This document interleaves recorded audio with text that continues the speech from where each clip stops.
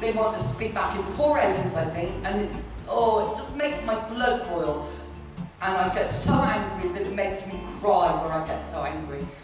You know, that there's kids on our community that are going without meals. Well, I've seen some... Totnes. That's nice. Narnia. Yeah, it's a beautiful place. However, where I live, the other side of the river in Bridgetown, it doesn't seem quite so nice. 3 o'clock in the morning, collecting tents and sleeping bags and throwing them in the back. When has you ever seen a dustman out there at that time in the morning? And this is what's going on.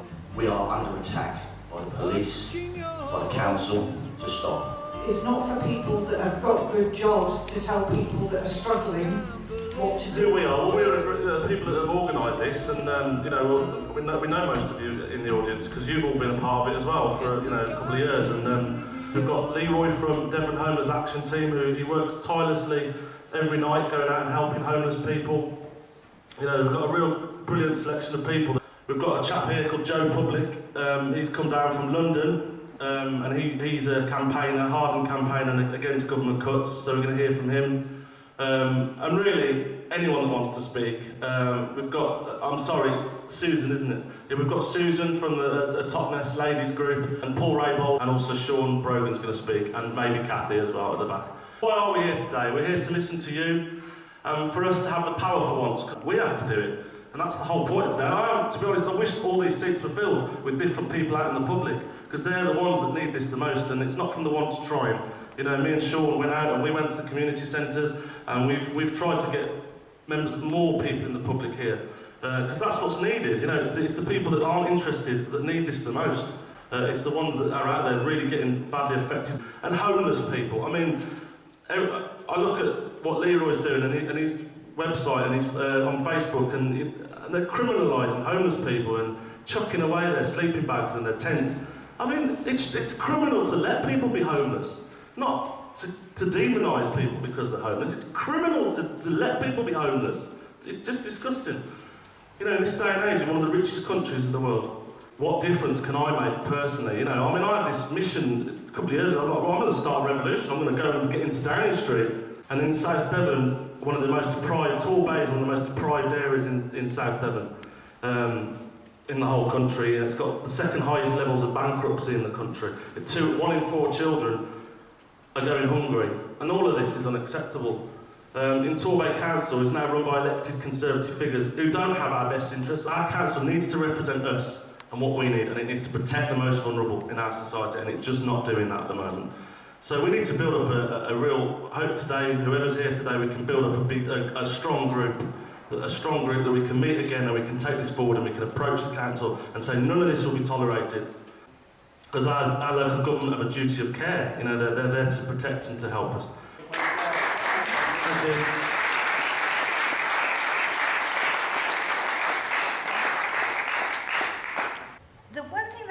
Say about what you said about getting the ordinary public here.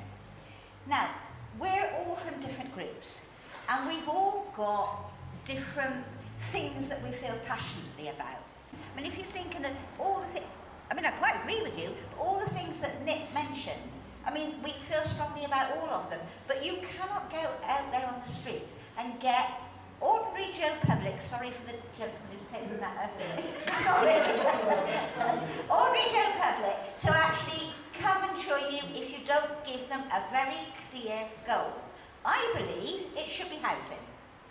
Because there's 2 things that people need in life, and that's food in their belly and a roof over their head. Now, at the moment, the roof over their head is so difficult to obtain, and it looks like from reading the papers some people are going to lose it. Demolishing the sink estate, selling off of housing association houses, it's going to get worse. And it's a thing that people feel strongly about.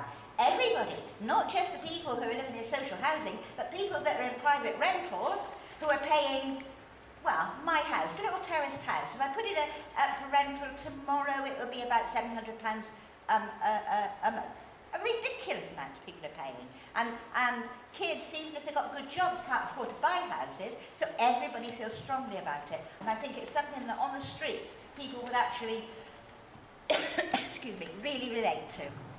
Okay, thank you for listening to me. My name's Leslie Discombe, and the last time I stood up in this room, I got married 36.5 years ago, so it's a bit bizarre being here. I have worked in local government in the past for 25 years, so I've got a good understanding of what goes on, and I've worked in a great number of departments over that time. I now work as a financial advocate for adults with learning disabilities, and I act as their corporate appointee and claim their benefits. Claiming benefits is a minefield these days. It's a literacy test. If you don't put enough information on the forms, if you don't say the same thing 10 times in answer to different questions, your claim gets thrown out. And I think part of that, at the time when they're cutting law centres, CAB funding, charitable funding to organisations that used to help and support people to claim benefits, that is one of the ways that they're reducing the benefit bill. I'm also very concerned with universal credit and proposed changes under that premiums that disabled people particularly get now will be cut, and the levels of housing benefit that people in social housing with disabilities can get, because that housing's got specialist bathrooms and other facilities that are very expensive, will be cut, so housing providers won't be able to provide that for people. And that concerns me, particularly adults with learning disabilities, some of whom have lived in hospitals for most of their lives, who now finally are out in the community and are going to end up in private residential care homes because there isn't the ability to support them and finance that support in the community. So that's really bad. I've just had my first pay rise in 4 years on the 1st of January, and it was 1%. And 1% of not a lot is still not a lot, but it's better than nothing, and it's better than the nothing that a lot of people are getting.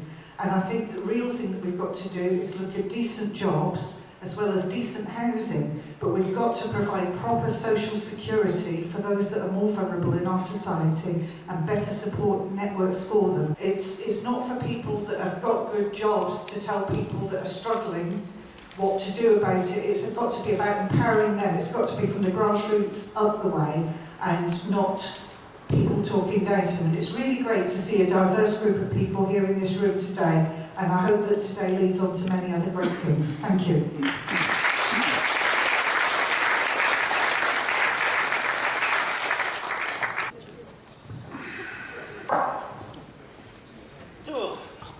Hi everyone, my name is Leroy. I didn't expect to come here to speak today. I didn't prepare nothing, but I'll just give you a little insight of what's going on in the Bay. Our head count has probably gone, with the homeless, probably up to about 35 people that are sleeping between doorways. We've come together as a community, and literally all of us are on income support. We've been doing this for the last 3 years, supplying hot meals within the Bay. We are under attack by the police, by the council, to stop. We're doing everything in our power to continue, but the problem is simply this. We're fighting an endless thing, because realistically there is only probably 6 of us in the team that's got consistency, that keeps going out there. But like I say, to be quite honest, we're going to keep fighting. We've come here today simply to just hear what's going on and see if there's any backings that we can get. But just this week, just gone, we just had a meeting with an officer that literally tore us apart due to the circumstances that we get food from bookers, and the food's coming slightly out of date, but it's still, we can still provide it. So they've now come up with all these declarations and putting paper in front of us. But like I say, to be quite honest, lucky enough, we've just come under the umbrella of a charity, which we signed this Sunday. But that doesn't give us any structure. That still puts us within a position that we can always come up against complication with the police. Because as far as they're concerned, this is Torbay, and they want to basically push all the homeless out of the way. And they're now taking sleeping bags, they're taking tents. Have you ever seen a dustman out in the morning, because I have, 3 o'clock in the morning, collecting tents and sleeping bags and throwing them in the back? When has you ever seen a dustman out there at that time in the morning? And this is what's going on. They've opened up the churches for the month of January and February to rehome the homeless. There's 9 spaces. Where do the rest go? Do they continue to just carry on sleeping on the streets? Because I tell you, we keep meeting them. And as far as they go in, The next issue that I'm going to come up with, which I have to clarify, simply is it's a big problem within the Bay. The government are supporting the legal high shops. Come on. Do you know what I mean? This is like, you've got to understand, this legal high problem on the streets is becoming a homeless blocking. And as far as I'm concerned, this is something that is causing more of an issue within the youth of today. And it's, like I say, we can continue going on and on and on, but the nitty-gritty of it is simply this. Our homeless within the Bay has increased. Our sofa surfing, we don't have it, they're probably right here, right now. If we were to get the people that were sofa surfing, we wouldn't have enough space in here. And like I say, the general cuts with what's gone on, we're finding it hard to even survive ourselves. So yeah, I totally agree, we do need to make a change. I don't know how to go about it. I believe, like, I'm not that quite educated. I've come from the streets myself, but we're going to, like I say, we're going to keep pressing in. So if anyone's got any advice for us, you know, so we can get some kind of structure and stability behind us so that we can carry on fighting what we're doing within the Bay, then do you know what? My ears are open. All right, thank you very much.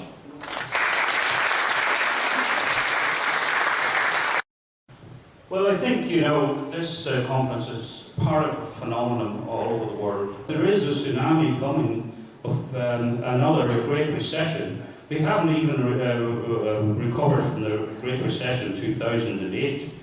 So when you hear the stories from Torbay, you hear the stories from Newton the homeless, the people, these marvellous food banks, which in one way you support them with your tongue-in-cheek, because this is a really absolutely appalling way to treat people, and it is a reflection of the sort of society we're living in today. But the homeless situation, Exeter, for example, a friend of mine, he cooks in Exeter for the homeless. He is now catering for 100 people in Exeter, where he expects to cater for 50 people.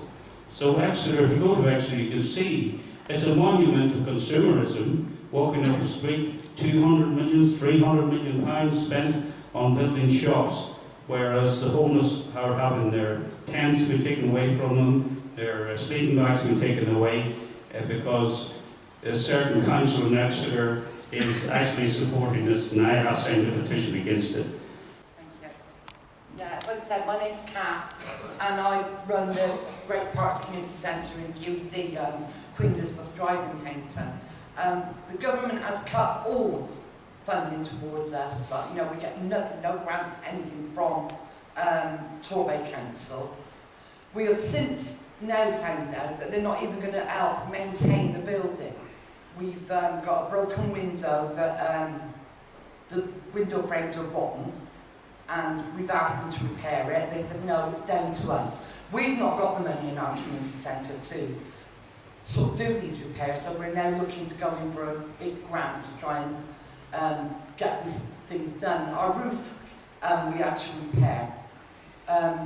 We paid the money out of what we had in the community centre to fix the roof because we had leaks, something chronic.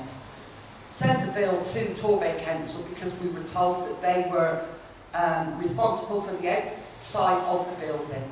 They told us, no, it's all down to us. So these cuts have really made a massive difference to community centres, and we are fighting and fighting to get these community centres to stay running. And without community centres, the communities are going to go downhill fast. They really are. It makes me damn angry, really angry, that we've got to have these Dickensian days. They want us to be back in poorhouses, I think, and it's, oh, it just makes my blood boil. And I get so angry that it makes me cry when I get so angry. You know, that there's kids on our community that are going without meals.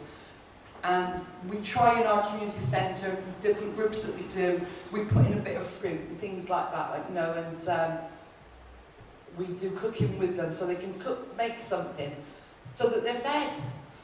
It's so wrong, it's not right.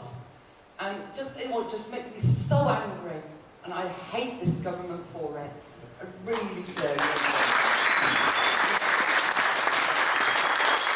I just want to mention, there was a young lad who lives locally called Jason, and some of you will be aware of his situation, because we think about, I just want to mention how all these cuts affect community centres. And I want to quickly mention how this young lad who has been severely affected by austerity and sanctioning, he applied for 400 jobs over the last couple of years. I actually used to teach him, and I know how hard up he is. I know how hard up his upbringing was and how difficult his life has been up to now. And he's only 20.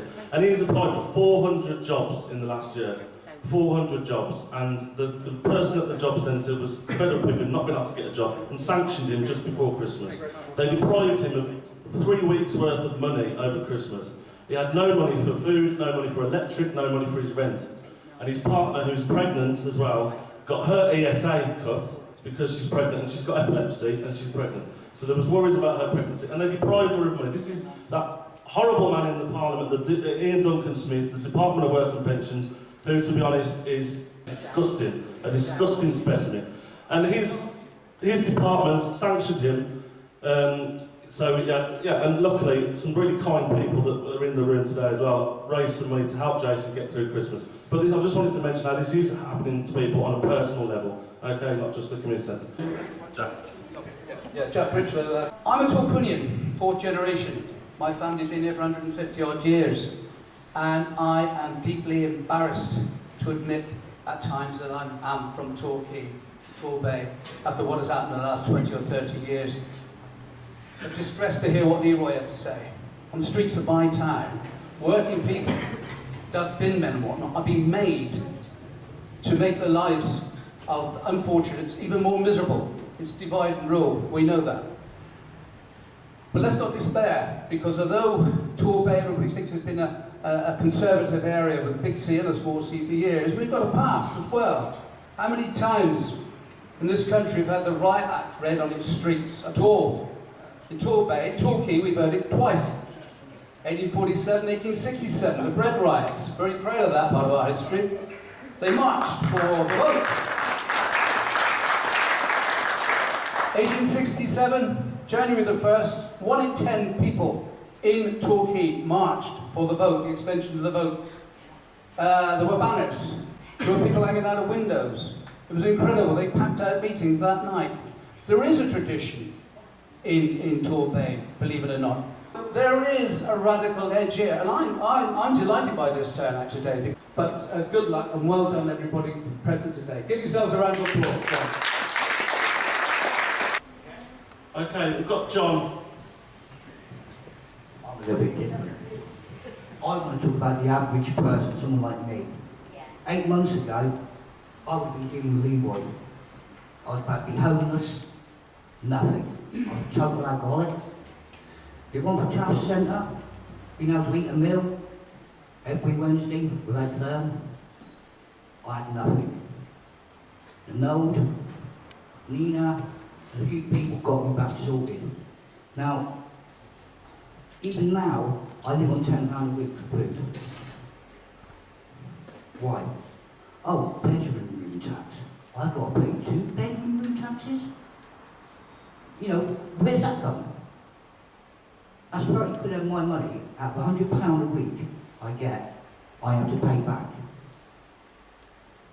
I don't get no other money, just my industrial insurance money. I get no other help, except for my Noel comes up with a food parcel for me. The church has come up with a food parcel for me.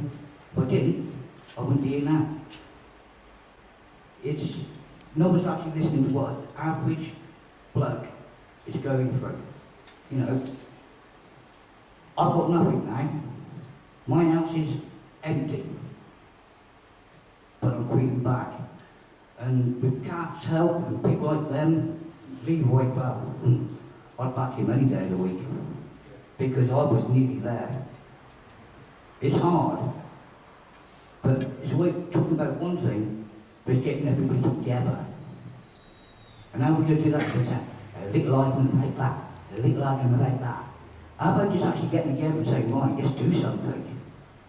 That walk cap and then look what we did. I was too ill then, I'm still too ill now. But it's getting people together. What you're doing is brilliant. You know, I don't know what I should say, but no one's actually listening to the average person. You know, listen to us. We're all here. We might have had our problems, you know, but we're back. listen to us.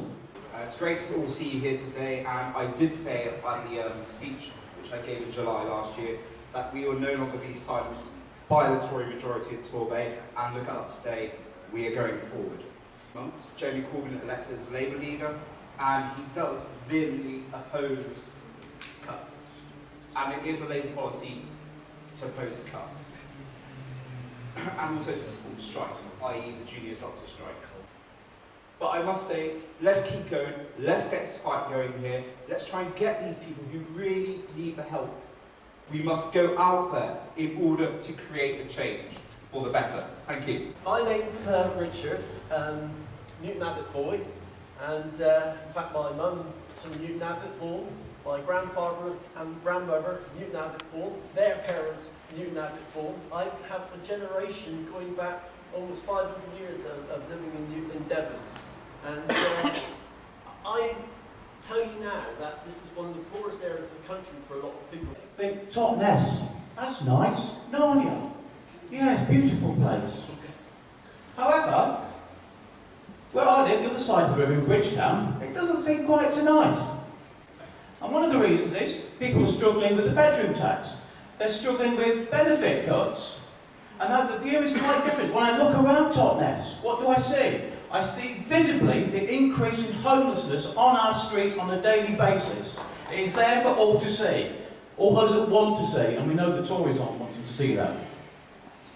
Also, in terms of cuts, I know Southampton's council budget looks like it's going to be cut by about 30%, and many of its functions are going to be run by an arm's length. I'm not sharing that information with you, of course not.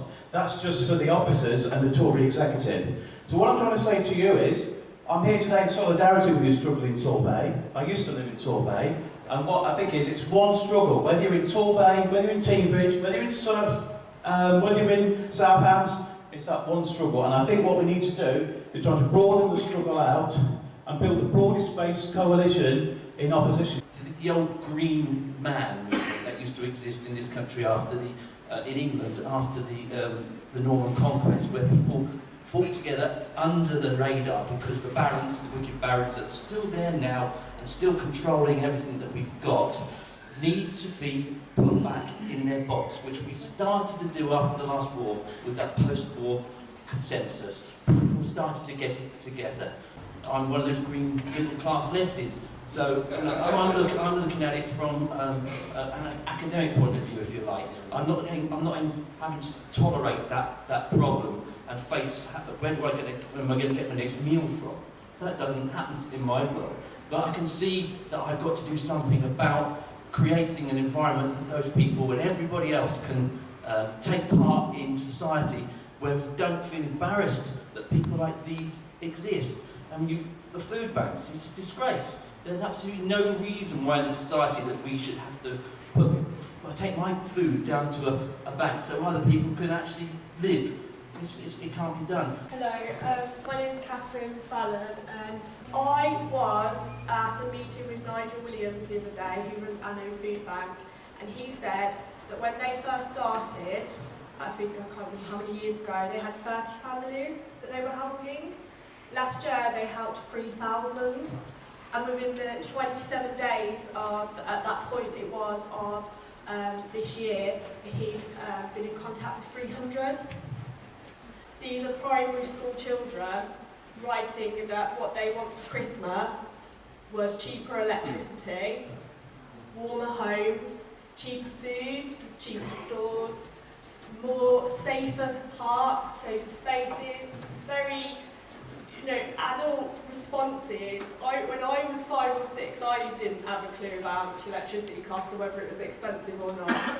And I think that is a reflection of what's going on in the community. One of the things I would like to say, and it's a slightly different tone to many of the people that have stood up today, is that as much as I know there is a lot of pain in Torbay at the moment, there's also a lot to celebrate. We have an amazing community, we've got so many amazing people. I mean, there's all of you here today, there's Leroy with all the passion you have. You've never met me before, but I've heard all about you. There's Nina as well, you've got the other community builders that are over there, Kath, I mean it can go on. I think it's about coming together around those people, about really treasuring what we have and what we can do, and then going forward and looking at what we need. So that's all I wanted to say. Thanks, Catherine. I am. Julian Fisher, live in Brixton, that sort of thing. Noam Chomsky, he says, well, to paraphrase Noam Chomsky, austerity is by any other name class warfare. And I think this is just so true. I heard on the radio the other day, we are the 7th wealthiest country in the world. I mean, I can't, you know, I know we're in the top 10. So when we talk about austerity, actually, you know, it's a choice. We know that the billions is spent on bailing out the bankers who are responsible for the most recent social crash, financial crash. And the bankers then get enormous bonuses. Then we discover that although there's austerity, they've certainly got money for bombs, and then they drop these bombs, and then they demonise the people who are running away from these bombs, which is absolutely disgusting. I'm talking about refugees. I wanted to really pick up on some of the points that came from the floor. In particular, I mean, what I've got down here is issues around the bread tax, issues around the Green Park Community Centre in Paignton, the Devon Homeless Action Team where Leroy spoke about. These are some of the concrete issues that came up from this morning's session.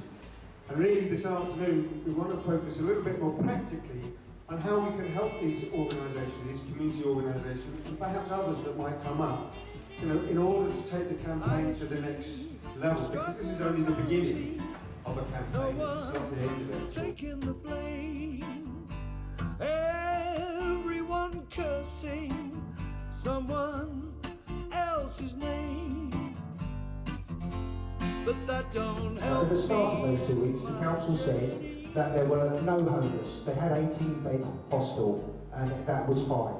So we put the other 24 right outside their council offices. First they said they're not homeless. We proved they were homeless. Then they said they weren't from Nottingham. We proved they were from Nottingham. Eventually, they housed every one of those, and they're all in housing today. Enough is enough.